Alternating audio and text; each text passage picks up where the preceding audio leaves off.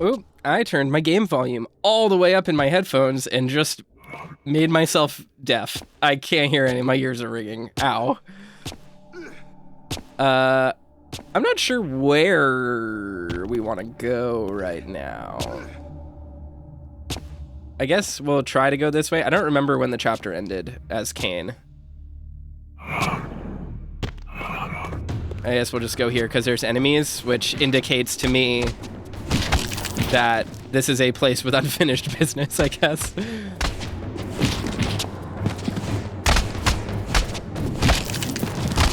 Yeah.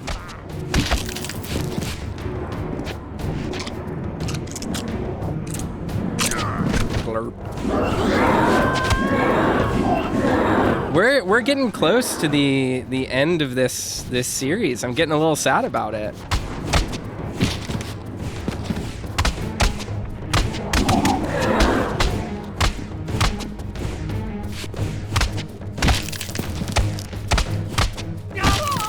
It says I just got back from seeing Nosferatu. I'm so glad. It is actually Focus Films' biggest opening day.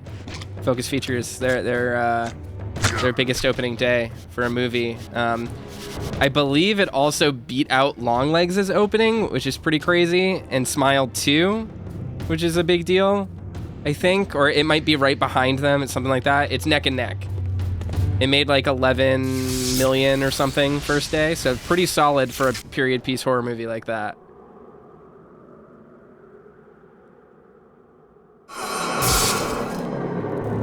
I think there's an appetite for vampires. History in part I knew already. How, as the vampires began to die out, the pillars summoned human guardians to fulfill their roles. It seemed the ancient vampires had adopted, and when necessary, abducted the human guardians and made vampires of them when they came of age, until the humans rebelled against their masters. And here, I made a surprising discovery. It was Moebius, the Time Streamer, and Mortanius, Guardian of Death, who led the bloody revolt. Now, I understood why Moebius hated me so intensely. I was the first vampire guardian in all these centuries, and he knew what my coming signified. Or perhaps I reminded him of all he had forsaken.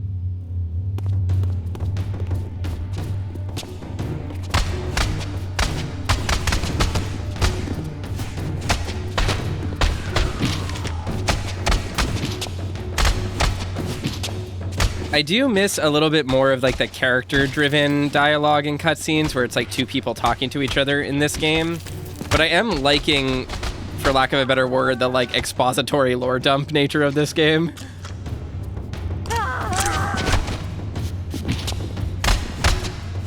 Like, it's nice to finally have like more clarity on what was kind of going on.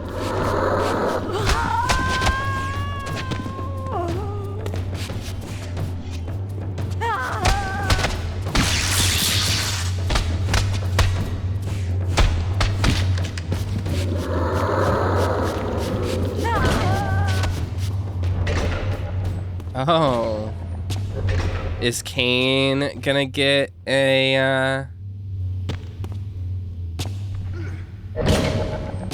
invisibility spell? Oh my god.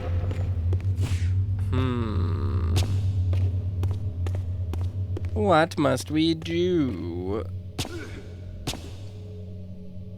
Oh, we already got this one. Okay. It is very literary. Yeah, Welsh is right. It feels very book-like.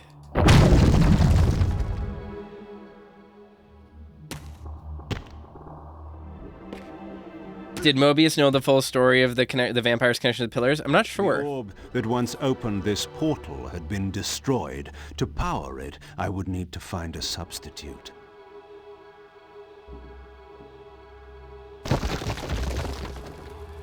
Great, these guys.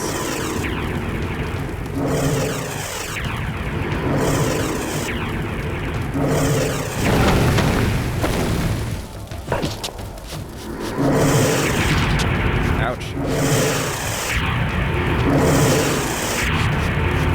One thing I will say about Nosferatu, I don't know, like, I think it's a movie that's so good and that everyone should go see it that, like, it's kind of pointless to talk about it because what is there to say, you know? Like, that's genuinely how I feel about how good that movie was. It is sort of just like trying to describe a painting to someone. Like, you just have to look at the painting. You just have to see it to understand. But one thing I will say is that the cast in this movie was really stacked, but there was one person in the film who I was curious how they would stand up to the rest of the cast. Mainly because, like, I'm not going to mince words. I've seen, so obviously this movie stars, like, Nick Holt, who is great, is excellent. He's great and everything. Emma Corrin, who is excellent and has, like, bona fides, like, real bona fides. Ralph Ineson, obviously, I believe. I can't remember the name of the guy who plays, like, what was it, Herr Nock. Basically, this movie's Renfield. I can't remember him, but he's, like, a character actor as well. And, who is the last person? I'm forgetting. Oh, yeah, Aaron Taylor Johnson is in it as well, who most people are going to meme for playing Kraven the Hunter, but he's been a very reliable character actor for years now. He's very charming in everything he's in. Generally well-liked. Maybe not the most prestigious actor, but a very well-liked actor under most concerns. But then the lead actress in this movie is played by Lily Rose Depp. And I have seen her in a few things, but again, I don't want to talk poorly about someone because I don't think that she's a bad actress, but seeing her name on the list, I kind of was like, huh. Because, like, I don't really think of her in the same spaces as I do Willem Dafoe and Bill Skarsgård. You know what I mean? Because, like, to be honest, and I don't mean this, again, I don't mean this in a derisive way. She's been in other stuff, but, like, you see Nosferatu, and then the first build person is, wait, is that the best friend from Yoga Hosers? It's like, interesting pick for a period piece. This was a performance of a lifetime for her. She might be the best part of the movie. I am fully sold on her as a incredible actress. And she's been good in other stuff, for sure. But it was honestly, like, the only point of comparison I have for it in my head is the way everyone reacted when Matthew McConaughey was cast in True Detective, and then the response after they watched True Detective. Like, that is how good her performance is in this movie. Just really stunning stuff. Where am I supposed to go? I'm so confused. So yeah, highly recommend everyone go see Nosferatu. It is extremely good. It is extremely vampire. If you like vampires, if you like Legacy of Kain, watch it.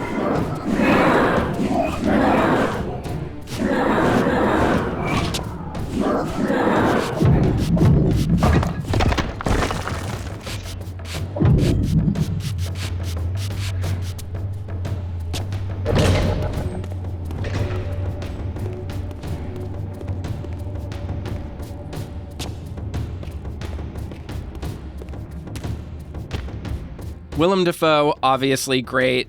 He plays a real kooky character.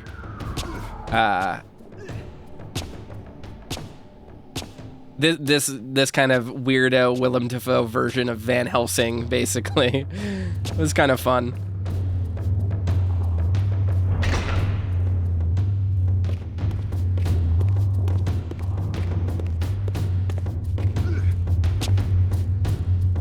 Roscoe says, I love how they introduced him. Yeah, very, very cool introduction. Very cool character just in general. Honestly, every character was cool. And if you've, not only if you've seen the original Nosferatu or the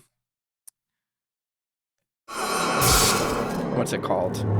The Werner Herzog remake, which granted does lean a bit more into Dracula naming conventions, but like if you've read Dracula as well, like you will see exactly who each character is kind of meant to be. It's very literary in that regard. It's a movie for those who need to get in touch with the classical film and classical literature roots of this story. But I have an endless appetite for this particular story. I really like how they leaned into how Dracula is a police procedural, sort of. It's an investigatory story about trying to diagnose a thing and then figuring out kind of the root causes and how to cure something.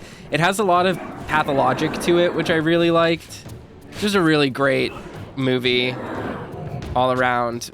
Really understands kind of the source material better than most.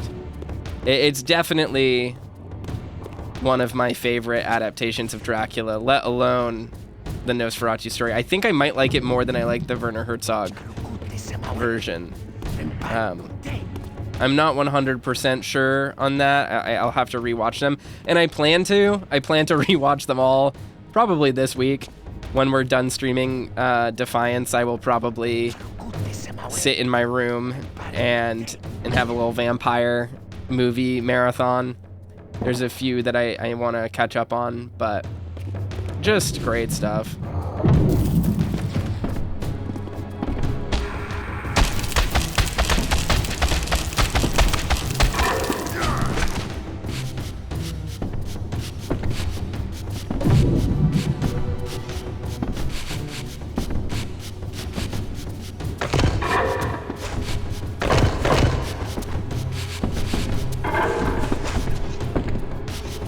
I didn't realize there were two statues here.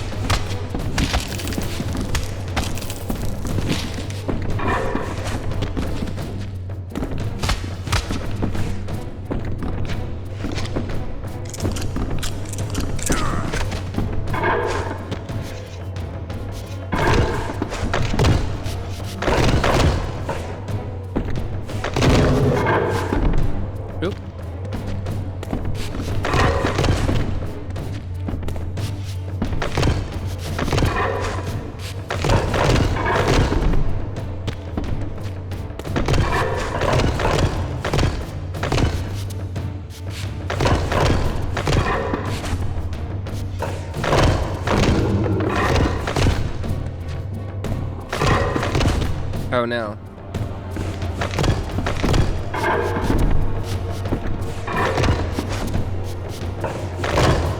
Oh, I didn't even.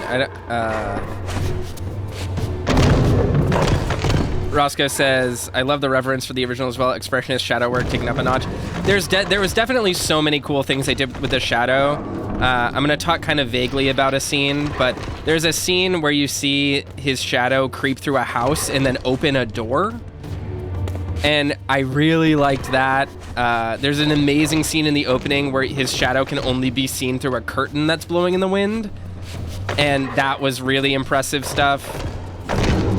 I really enjoyed how, like, the movie is not sympathetic to Orlok, really. Like, he is truly a monster. He is a corpse that is alive. Like, he made a deal with the devil and is an evil person with, like, no redeeming qualities. But one of the things that I found really interesting is that it positioned him as... There's a moment in the movie where he says, I am not a man, I am an appetite, that I thought was really interesting.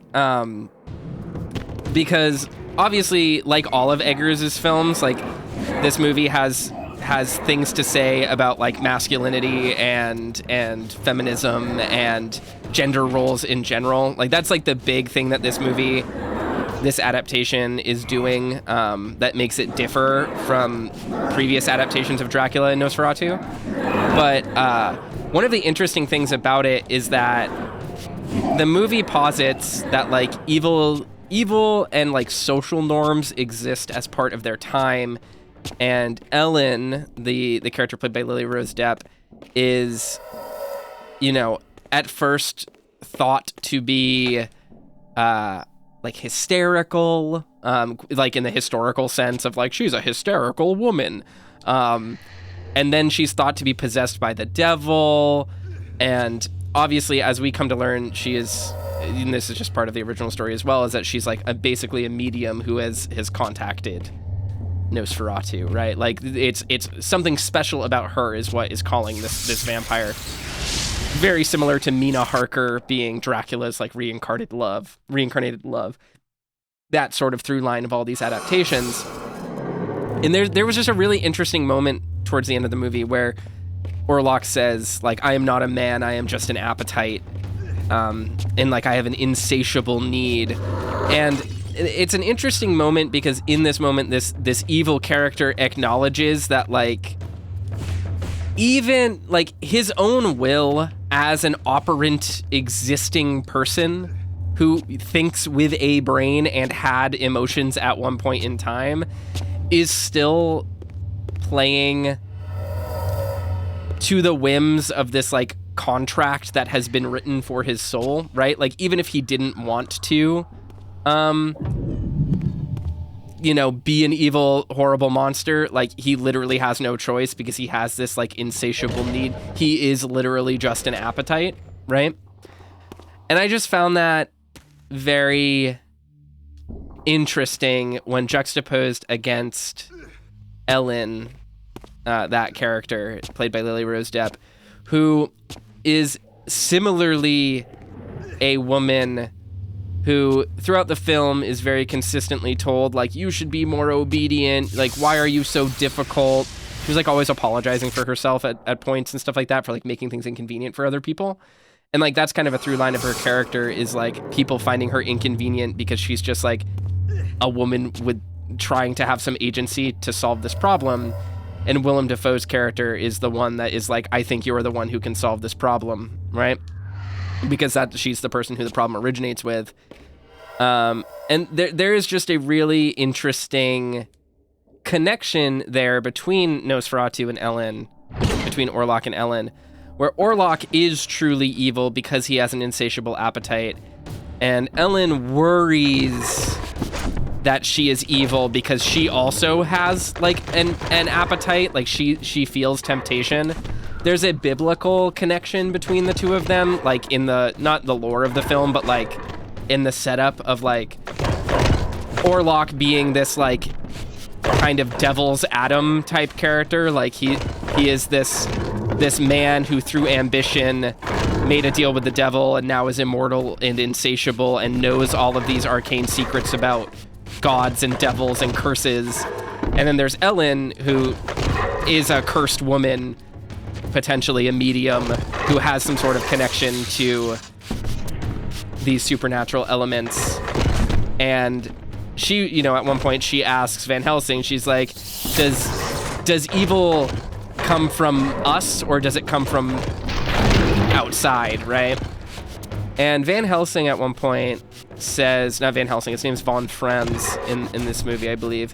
He basically says, like, at one point in time, you would have been a very powerful and respected priestess of Isis. But at this point, you find yourself in this circumstance, which I think is just a really interesting way of, like, commenting on the gender dynamic of, like, back in the day, your hysteria, your quote unquote like hysteria and supernatural problems and you know, third sight and stuff like this wouldn't just be seen as inconvenient to the men in your life. it would be seen as like a great power to be respected. But unfortunately, we live in a modern world with modern sensibilities that tells itself that it has, and this connects to a scene in the beginning of the movie where Orlok is talking about superstition, but he's like, you've thrown yourself, we live in a world of modern sensibilities, and in a modern world, you're here to like listen to the doctors and listen to the men in your life and be subservient to your husband. And it kind of leans into one of the most interesting aspects of Dracula and then Nosferatu, of course, the original stories, which is that, and this is something people don't realize, Dracula is ultimately a story about like, and this is, take it from the context of the politics of the time, but like Dracula is a story about rich, wealthy, old money from the old country immigrating to a new place by buying real estate through a legal channel and then infecting the place that he goes to with vampirism. Like that's, you can read into that how you wish, but that is ultimately the subtext of the original Dracula. H.P. Lovecraft, that type of, the politics of the time do not determine the narrative of the story, which is one of the things I really liked about this adaptation was like finding a more modern lens to view Dracula from. But getting to the kind of main point that I was going to make is, Ellen is this character who, in the semantics of the film, feels the same evil temptations and is connected to the same evil that Nosferatu is. Evil simply just being in the context of power and ambition and our ability to either satiate or control our hunger. And Nosferatu is a powerful, wealthy man who doesn't need to control his hunger. He is a dark lord whose hunger threatens the literal world. And Ellen is a woman with some kind of potential in the semantics of the film, Isis or even Lilith-esque supernatural darkness to her. But, as Von Franz says, you need to know darkness in order to conquer it. I really like that in the semantics of the film, it does not say you are pure, you are good, everyone else is wrong. Instead, it turns the lens on what everyone else thinks and says, like, it's not that you're wrong or right. This thing that we have labeled evil certainly can manifest in a bad way, but it manifests as a context of the time and the situations that we live in. So, is Orlok evil? Absolutely. But he is evil because he is an ambitious and powerful person using it for a negative gain. And you are not necessarily evil because you feel similar ambitions and are told you are wrong. Because in fact, said ambitions and power and desire for agency is what will save the day in this story, which I think is really neat. And there is sort of and this is where we get to the coolest part of this movie. Orlok is fucking horrific in this film. He is literally a corpse. He looks the way that old Transylvanian fairy tales describe vampires. Like, he is a rotting body. And where is the fucking thing that I need to open? I keep getting lost in this place. It's a goddamn maze. So that's Orlok, but this movie still is kind of sexy. There's like an eroticism to the temptation in this film that I think is really interesting. There's just a really interesting back and forth romance between Ellen and Nosferatu's presence as like something she shouldn't have, and she is something that he wants but can't have, and shouldn't have. And in these later moments of the film, Nosferatu like acknowledges, Orlok acknowledges, he's like, I shouldn't have you because I know that even with you I'll be unsatiable. Like I won't be able to stop myself, and then you'll be gone and I will be back to this torment. But he can't help himself, and like that I think is really interesting when you look at it through the gender dynamic that the rest of the film is playing with, and how like Ellen, like what Ellen ends up having to do, and like how they solve the Nosferatu problem is just very interesting in that context. And the final scenes of the movie just really do depict these characters in a sort of twisted, tangled, tragic kind of romance, which it's just so cool. It's just so cool. Really fantastic movie. I'm so lost. I have no fucking clue where we are. Is this a new area? I don't think so. This is just the other goddamn side, isn't it? Yeah.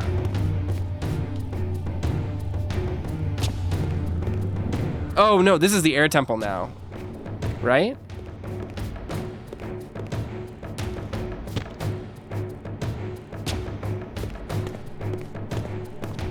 There we go. I found it. I kept getting turned around thinking I was just teleporting to the bottom floor. Liam says, I liked the strain on FX a few years back. They treated it and showed vampires as hideous parasitic monsters with hot bodies. Yeah, I wasn't a huge fan of the strain, but they do lean into the folklore stuff a little bit in that series.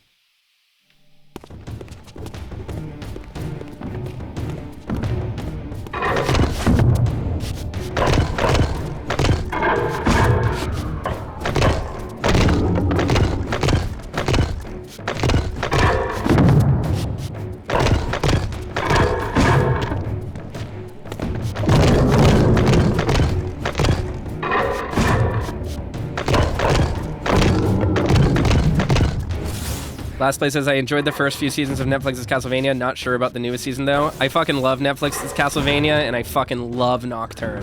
Nocturne is so goddamn good.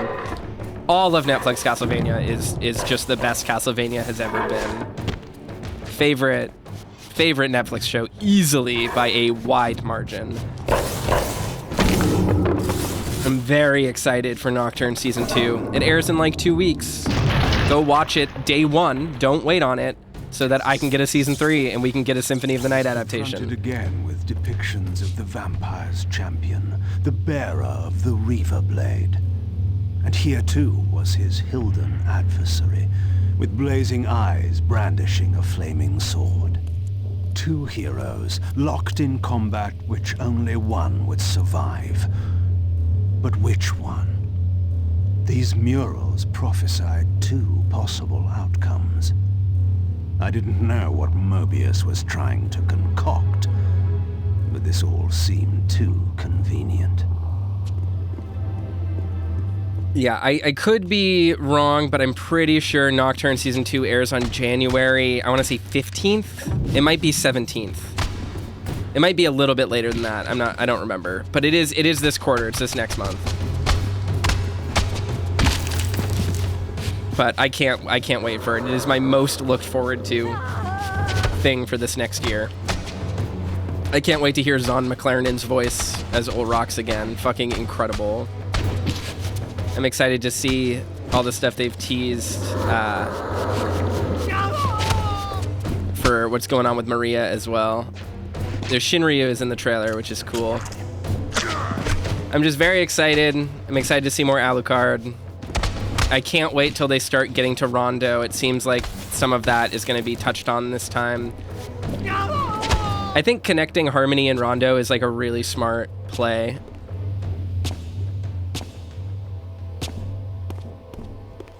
I can't wait to see the flashbacks of with Juste and Maxim.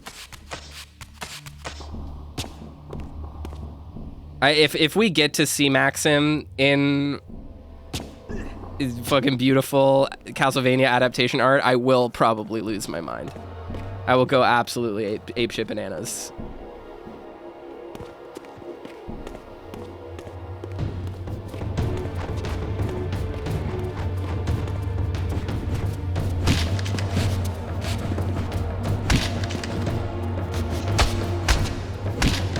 AM says, I'm about to miss the most kick-ass part of this game to work. I'm sorry.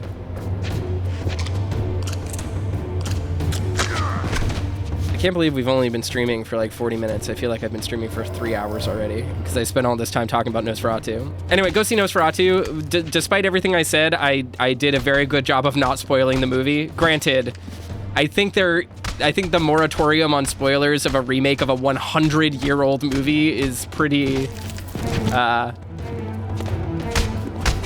you know, pretty over at this point, but if you haven't read Dracula yet, I highly recommend it. Brewing really liked Nosferatu more than I expected him to. And so as a gift, I scoured the internet to find a copy of my favorite edition of Dracula, which I used to own, but unfortunately got rid of when I moved at one point.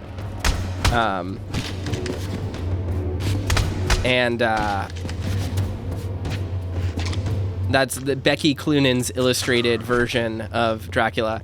And if you're familiar with Becky Cloonan, you will know her as the artist of many a Castlevania modern project.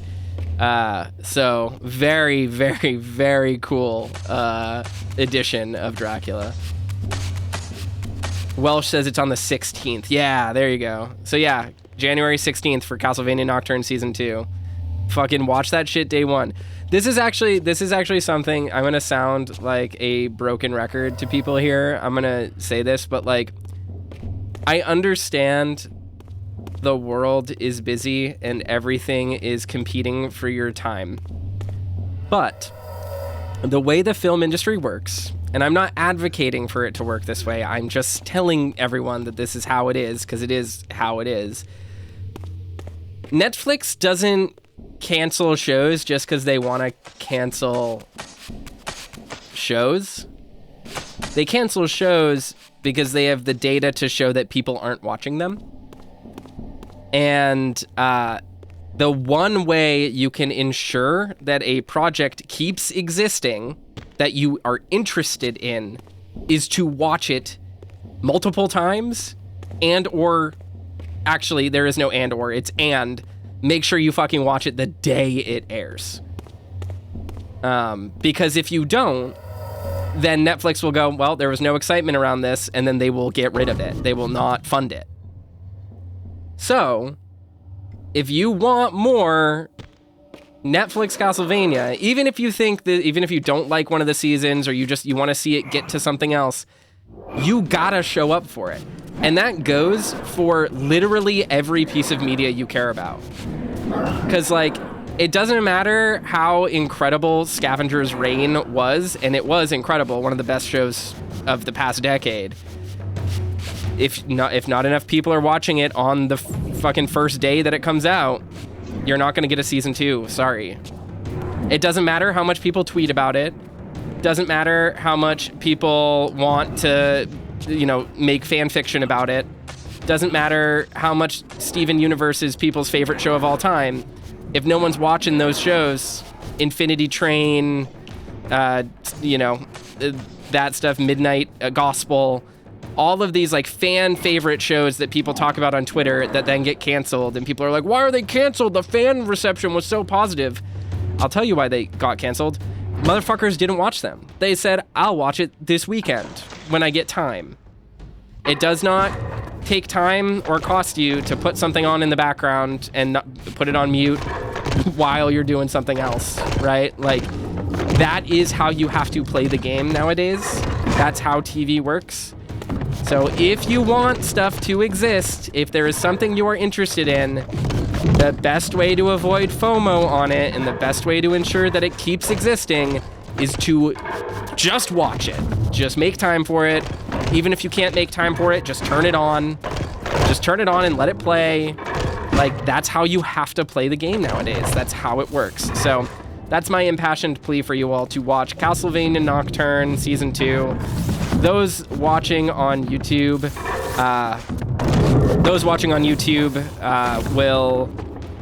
will know by the time that it airs on YouTube whether or not we got a Season 3 or if everyone failed me. But yeah. Bridget says, technical question, is mute actually okay, or put it at 1%?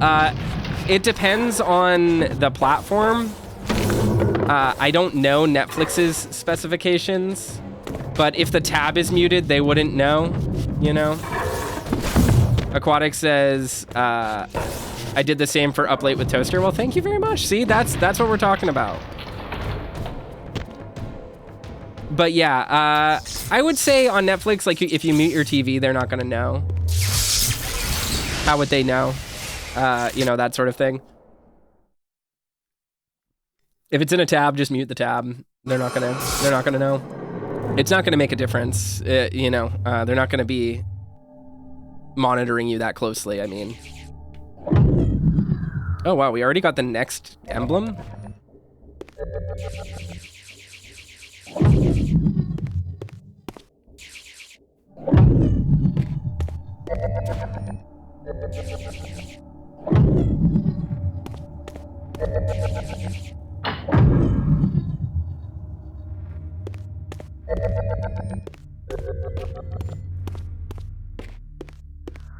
What is this arcane puzzle?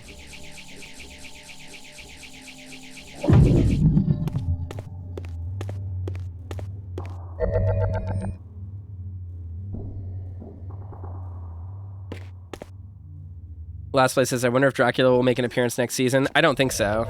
I think he's going to be out until Shaft inevitably resurrects him. Which will be probably after Rondo. What I'm guessing is we're going to get a third season Rondo adaptation and then a movie for Symphony. That's my guess.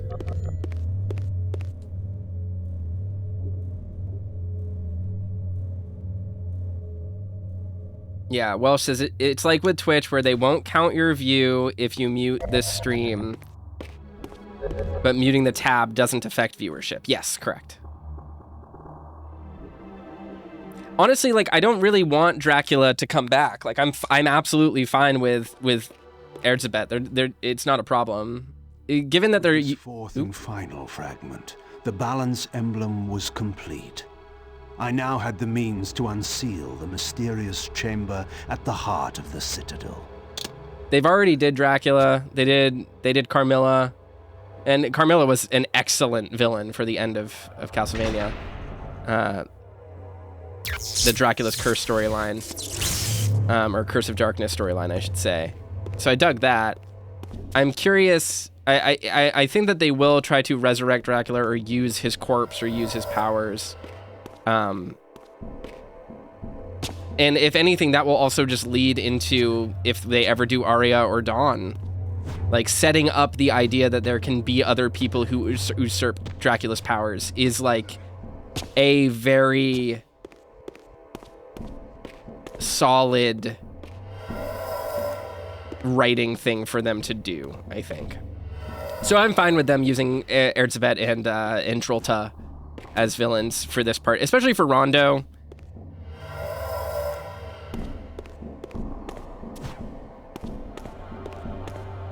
Just because Rondo's story is literally just like, hey, Dracula came back again, we resurrected him,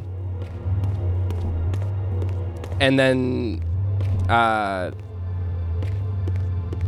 do I just need to go back now? I'm gonna look around downstairs.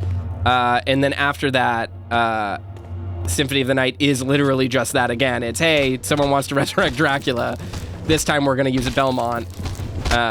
So my guess is we're going to get Rondo with Drolta and Erzsébet. At the end of it, Richter is probably going to seek the castle, realizing that someone else is like behind Erzsébet's like raise in power, like sudden appearance and her sudden rise in power, and then when he goes to the castle he's going to be attacked by Shaft, and then that's where we're going to get all of that stuff. And I'm pretty sure Shaft is just going to be Maria's dad, most likely, which really cleanly ties up why these particular characters would be involved in this story to begin with. So that's my assumption. And then for Alucard, instead of having him kill his father because of what he said about his mother, which we already had in season 2 of Castlevania, We have Dracula Alucard trying to protect his father's legacy and his own legacy and his, you know, in the castle, and it's just a much more complete like character arc.